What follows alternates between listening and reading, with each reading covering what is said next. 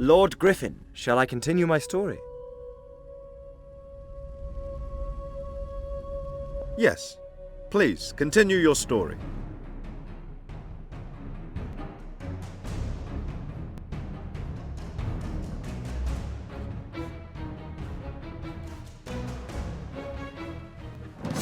So what were Lady Dan and Silriel and the others looking for? Why had they gone there in the first place? I'm glad you're asking, my lord.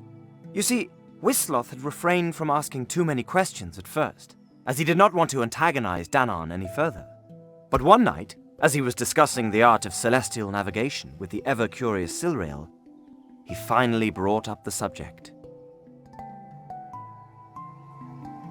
Lady Danann doesn't like me very much, does she? You have to forgive her, Wistloth. She has much on her shoulders. It's not easy for someone as young as she to lead such an expedition. What is so important about Dragon Mist Island? You don't know much about our customs. You are the first Sylvan ones I have ever met. Sylvan ones. That's what you call us. I suppose the name fits. We are Solana's children, nature's caretakers, safekeeping the delicate harmony between all living things. The archipelago is a place of powerful magic. Dragon lines cover the islands, all converging towards a single point. Dragon Mist Island. Exactly. Lady Danann has been entrusted with conducting a very important ritual there, on the day of the summer solstice, right on top of the... Shush! I think I heard something. To arms! We're being boarded!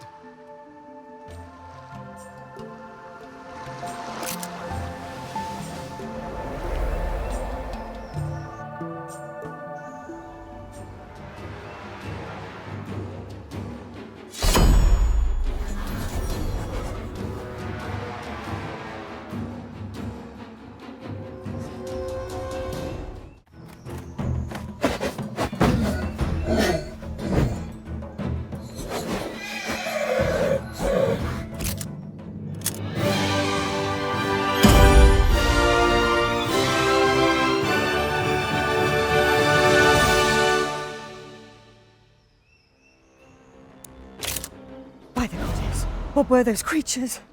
Orange-skinned brutes. And they're abominations that were equal parts horse and human. Are they demons? You never heard of orcs and beastmen? That's what they were. I had heard of them, but had never seen one. How could the wizards defile Solana's harmony like that? Be thankful they did, my lady. Without the orcs, the demons would have conquered Ashan. But they were created in the Seven Cities. What are they doing so far from their wizard masters? Well, they rebelled for a start. But indeed, I never heard of orcs going farther than the Savage Islands or the Ashin Peninsula. I'll have to be very careful from now on. Something tells me they're not here by chance.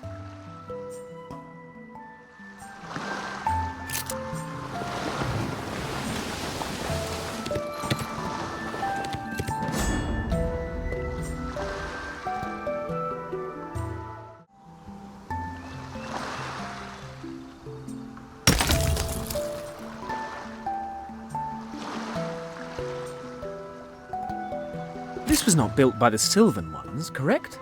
No, these are Chantery ruins. There are many scattered in the Twilight Archipelago. These glyphs, they look like a map. A map of the dragon lines. But it looks like some pieces are missing. Could it be some sort of riddle or puzzle? If that's the case, then what is it pointing at?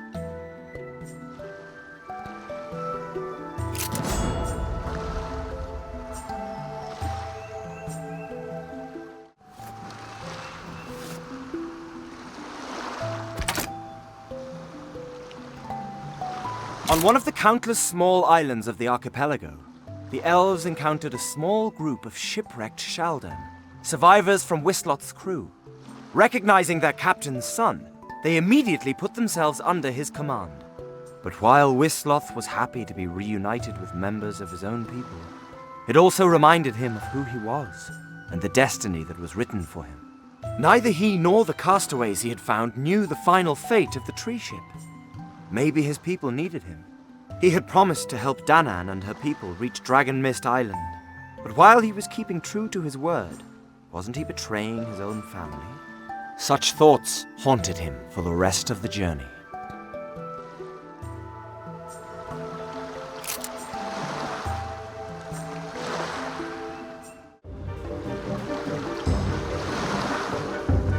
Most of you sport rather impressive tattoos. Is there a story behind them?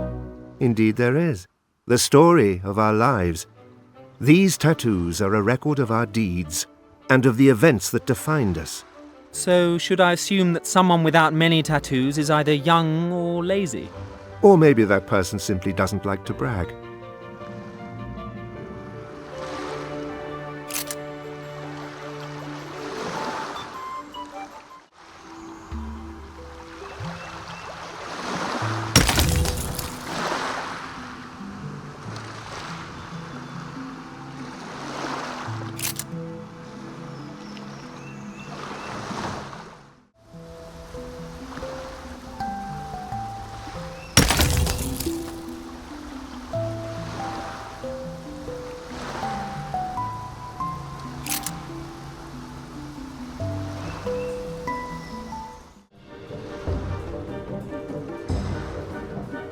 From time to time, the clouds give rest to the moon beholders.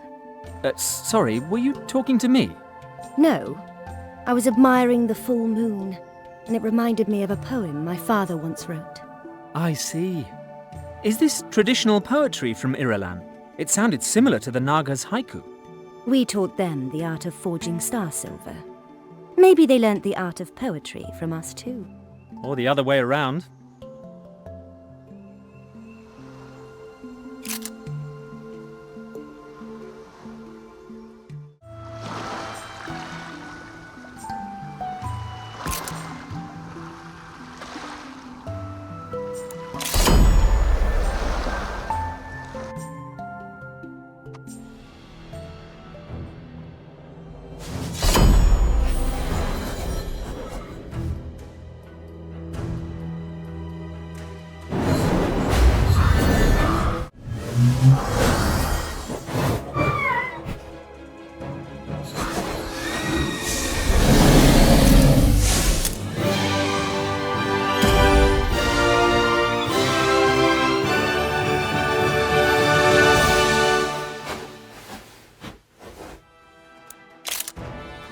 These orcs and beastmen. Something is wrong with them. You mean beyond the obvious? It's hard to explain. I've met orcs before, and while they were savage and sometimes brutish, they were as intelligent as, say, the average human. These ones are just beasts. Look at them. They don't even talk, they grunt. One thing is clear to me. We'll have to fight our way through their blockade. Unless we find another way to escape these waters.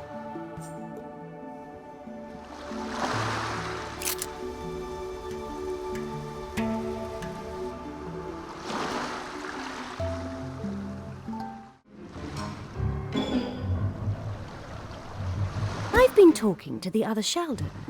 You've been hiding a few things from us, Wisloth. They say you are some sort of prince. I am the son of a captain, though I'm not sure that would grant me a seat at a king's table. Your father's name is really Osrath Ilrian. I'm afraid so. He actually chose that name for himself. Great harmony. That's an incredibly pretentious name. I'd say it suits him well. My Elvish is rusty. Why is the name funny? Monlin. What? That's the name of the elves' language. Monlin, not Elvish. Right, Monlin. So what does Osrath Ilrian mean? Dragon Eye Moonblade. Oh, I see. Well, that does sound a bit bloated. Hold it right there. You speak Monlin, Kente. How wonderful! Orcs are certainly full of surprises.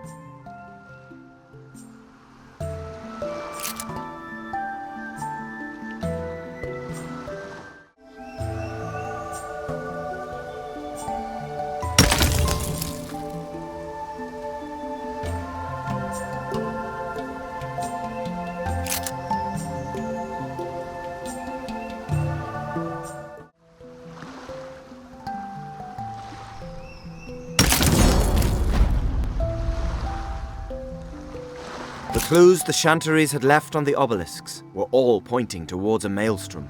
While there was no telling of where this passage would lead, it seemed as if Shalassa was showing the elves how to escape the Orcs' blockade.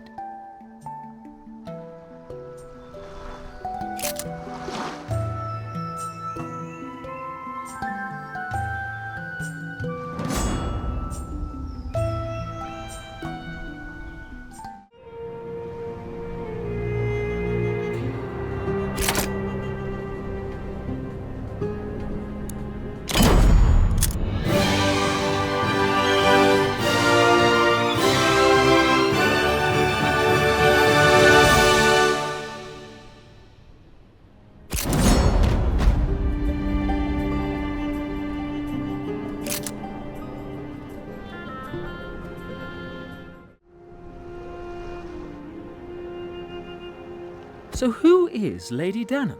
Why was she chosen for this ritual of solstice? Elder druids gather in the Sweat Lodge, and through dreams and meditation, they choose which young disciple will have to travel to the Elemental Forge to perform the ritual. It is a great honor to be chosen. Even more so for Lady Danann. You see, she is the only child of King Sirgal, and her father is putting all his hopes in her. I heard that before. It seems she and I have more in common than we both thought. Is Sirgal the king of all Irolan? Great harmony, no. There are many kings and queens in Irolan, but all are vassals to the High King and competing to gain his favor. I think I'm starting to understand. So if Danann succeeds, it will bring a lot of prestige to her father. But if she fails... Shame and dishonor on Sirgal and his house. And at the High King's court, honor is a very serious matter.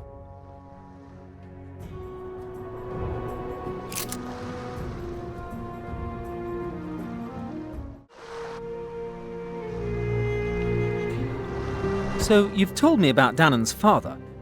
What about her mother? We don't talk about her, Why is that? Because she's dead.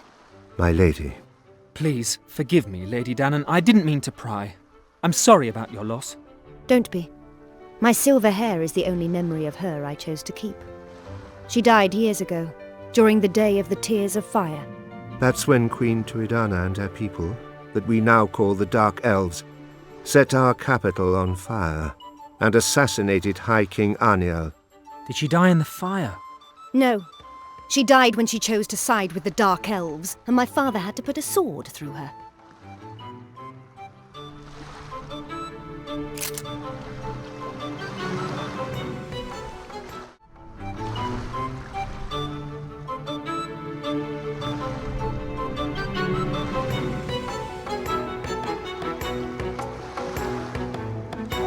Here we go! Hang on,